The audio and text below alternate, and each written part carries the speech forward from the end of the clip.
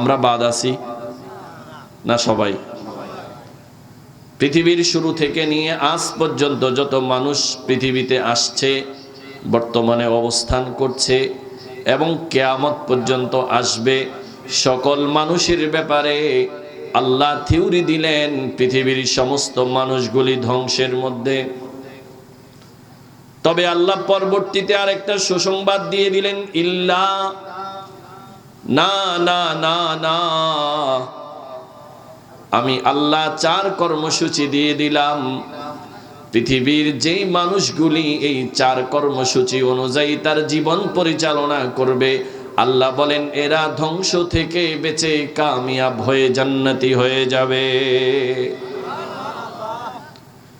ইল্লাল্লাযীনা আমানু ওয়া আমিলুস সালিহাত ওয়া তাওয়াসাউ বিল হাক্কি ওয়া তাওয়াসাউ বিস সাবর।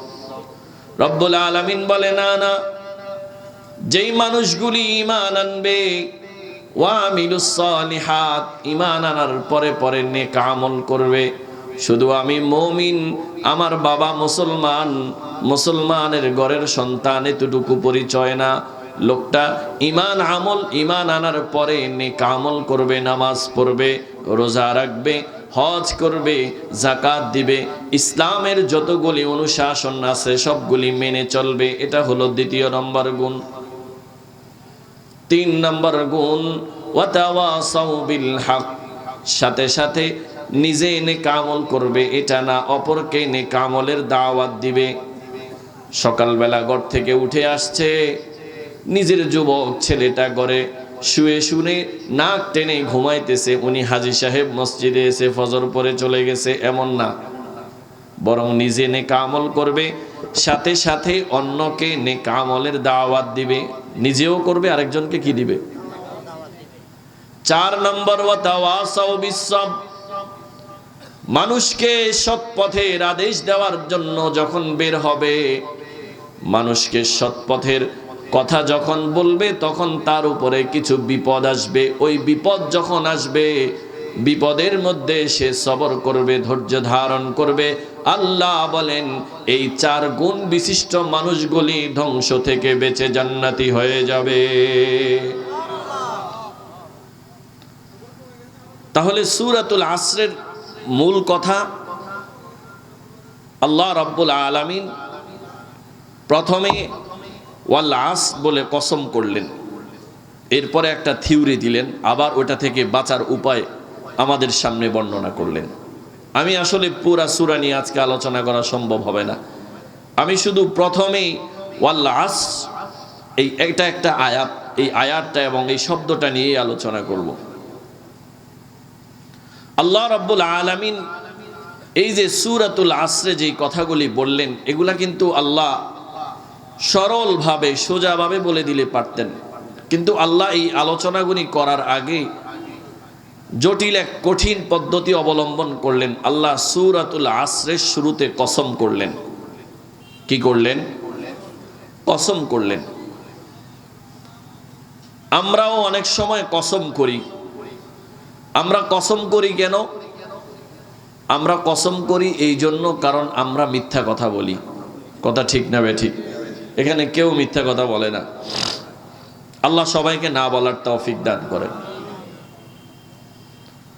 মানুষ কসম করে এই জন্য যে মানুষ মিথ্যা কথা বলে। বলেন আল্লাহ কখনো মিথ্যা কথা বলছে? আল্লাহ মিথ্যা কথা বলবে তো দূরের কথা, আল্লাহর এই কালাম, এটার শুরুতেই আল্লাহ পৃথিবীর মানুষকে চ্যালেঞ্জ করে বলছেন, যালিকাল কিতাব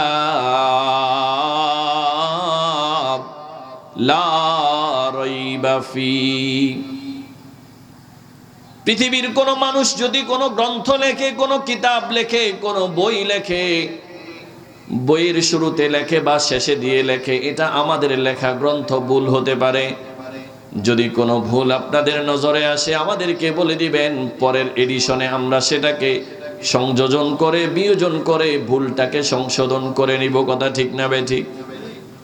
কিন্তু আল্লাহ কোরআনের শুরুতে বললেন, যালিকাল কিতাব লা রাইবা ফি, এমন এক কিতাব আমি নাজিল করছি, এটার মধ্যে সন্দেহের কোনো অবকাশ নাই। চিৎকার দিয়ে বলি সুবহানাল্লাহ। এটা আমাদের জন্য গৌরব। একমাত্র ধর্মগ্রন্থ পৃথিবীতে কোরআন, যেটাতে কোনো সন্দেহের অবকাশ। তাহলে যেই মালিক কোনোদিন মিথ্যা কথা বলেন নাই, কোনোদিন মিথ্যা বলবেনও না। কারণ পৃথিবীর মানুষ মিথ্যা কথা বলে দুই কারণে। মানুষ মিথ্যা বলে কয় কারণে? হয়তো লোভে মিথ্যা বলে, না হয় ভয়ে মিথ্যা বলে। আপনি পৃথিবীতে যত কারণ দেখবেন, হয় লোভে বলবে, না হয় কিসে বলবে? ভয়ে বলবে। দীর্ঘ 15 বছর পর্যন্ত একটা গ্রুপ আমাদের সামনে মিথ্যা কথা বলছে কি বলে নাই? কেন বলছে? লোভে। লোভে কেন? লোভে দুনিয়ার জন্য, টাকার জন্য, ক্ষমতার জন্য, পাওয়ারের জন্য মিথ্যা কথা বলে বলে বলে বলে পুরা রাষ্ট্রকে একদম শেষ করে দিয়েছে। দুর্নীতি করতে করতে করতে করতে আমাদের দেশে বলে যে ঝোগা বানায়া ফেলছে রাষ্ট্রটাকে। আর বলতো রাষ্ট্র এখন উন্নয়নের রোল মডেলে চলতেছে। বলেন না নাউজুবিল্লাহ।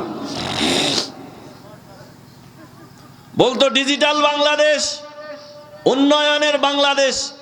মিথ্যা কথা বলে বলে 15 বছর কাটাইছে, কিন্তু আল্লাহ বলে সর্বশেষ ধরা আমি দেব। এই জন্য বলছিলাম পৃথিবীর মানুষ মিথ্যা বলে কয় কারণে? লোভে, না হয় ভয়ে। আল্লাহর লোভ আছে। আরে লোভ থাকবে কেন? উনি নবমণ্ডল, ভূমণ্ডল, 7 তবক, আসমান আর জমিনের মালিক যিনি তৈরি করেছেন, তার লোভ থাকবে কেন? আর আল্লাহ কাউরে ডরায়? আল্লাহর ভয় আছে। তাহলে যার লোভও নাই, ভয়ও নাই, উনি মিথ্যা বলার সম্ভাবনাও নাই, তাহলে উনি মিথ্যা কেন বলবেন? উনি কসম কেন করবেন? মানুষ কসম করে, মানুষ মিথ্যা বলে এই জন্য।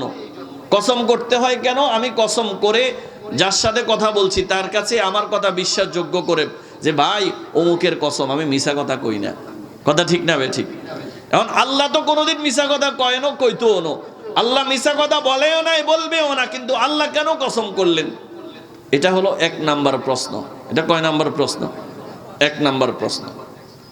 2 নাম্বার প্রশ্ন, আমরা যখন কসম করি তো আমাদের কাছে দামি জিনিস যেটা আছে সেটা নিয়ে কসম করি।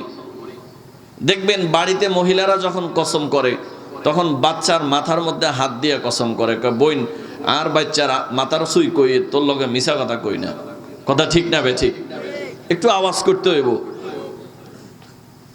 আবার দেখবেন ব্যবসায়ীরা যখন কসম করে তো ক্যাশ বাক্সা সুইয়া কয়, দোস্ত আমি ক্যাশ বাক্সা সুই কই, তোর কাছে আমি মিছা কথা কই না, আজকে আমি দিতে পারতাম নটিয়া নাই আর কাছে। কথা ঠিক না বে ঠিক? মহিলার কাছে সন্তানের দাম বেশি, এই জন্য সন্তানের মাথা সুইয়া কসম করে। দোকানদারের কাছে ক্যাশ বাক্সার দাম বেশি, এই জন্য ক্যাশ বাক্সা সুইয়া কসম করে। বুঝলাম, যার কাছে যেটা দামি সেটা নিয়ে কসম করে, কিন্তু আল্লাহ কি সুইয়া কসম করছে? আমরা জানি কোরআন দামি, আল্লাহ কোরআনের কসম করে নাই। আমরা জানি বাইতুল্লাহ দামি, আল্লাহ বাইতুল্লাহর কসম করে নাই। আমরা জানি হজরে আসওয়াদ দামি, আল্লাহ হজরে আসওয়াদের কসম করে নাই। আমরা জানি মক্কা মদিনা দামি, আল্লাহ মক্কা মদিনার কসম করে নাই। এই সবগুলি বাদ দিয়ে আল্লাহ কসম করছে কিসের? সময়ের। কিসের? তাহলে কি সময় কোরআন থেকে দামি? সময় বাইতুল্লাহ থেকে দামি? সময় মক্কা মদিনা থেকে দামি? হজরে আসওয়াদ থেকে দামি? এটা হলো দ্বিতীয় প্রশ্ন। এটা হলো কি? এই 2 প্রশ্নের উত্তরের মাধ্যমে ইনশাআল্লাহ বয়ান শেষ হবে। আল্লাহ, প্রথম প্রশ্ন কি ছিল? আল্লাহ কেন কসম করলেন? আল্লাহ কেন কসম করলেন? আল্লাহ তো মিথ্যা কথা বলে না। এই প্রশ্নের উত্তর হলো আল্লাহ রাব্বুল আলামিন কসম করলেন আমাদেরকে বোঝানোর জন্য। কাদেরকে বোঝানোর জন্য? মানে আল্লাহ কসম করে আমাদেরকে বলতেছে, আমার বান্দারা কসম করলে তোমরা বুঝো যে সে মিথ্যা কথা বলে না, তো শুন, তোদেরকে বোঝানোর জন্য আমি আল্লাহ কসম করলাম, এরপরেও তুই আমার কথা বিশ্বাস করে নে। আরো উত্তর আছে, সবগুলি আজকে দেওয়ার সুযোগ হবে না। এবার আল্লাহ সময়ের কসম কেন করলেন? আল্লাহ সময়ের কসম কেন করলেন এটার উত্তরের জন্য দূরে যাওয়ার দরকার নাই। আল্লাহর মতো সত্তা পৃথিবীতে কোরআন সুন্নাহ, কোরআন, মসজিদে হারাম, বাইতুল্লাহ, এই সবগুলি বাদ দিয়া সময়ের কসম করা এটাই প্রমাণ করে এই সবগুলি বিষয় থেকে সময় দামি। বলে হুজুর বিষয়টা আমি বুঝি নাই, আপনাকে বোঝানোর জন্য আমি একটু ভিন্ন দিকে নিয়ে যাচ্ছি। পৃথিবীতে যতগুলি মানুষ বসবাস করে পৃথিবীর সবগুলি মানুষ দুই ধরনের। কয় ধরনের? একটু বুঝতে হবে আপনারা, ইনশাআল্লাহ বুঝলে কাজে আসবে, খেয়াল করে শুনলে কাজে আসবে। পৃথিবীর সব মানুষগুলি দুই ধরনের। এক ধরনের মানুষকে বলা হয় আস্তিক, আরেক ধরনের মানুষকে বলা হয়, জোরে বলেন কি বলা হয়? নাস্তিক। চিনেন আপনারা নাস্তিক? চিনেন? আস্তিক কাকে বলে? আস্তিক বলা হয় যারা সৃষ্টিকর্তাকে মানে। যারা কাকে মানে? আর নাস্তিক কাকে বলা হয়? যারা সৃষ্টিকর্তাকে মানে না। নাস্তিকদের আরেকটা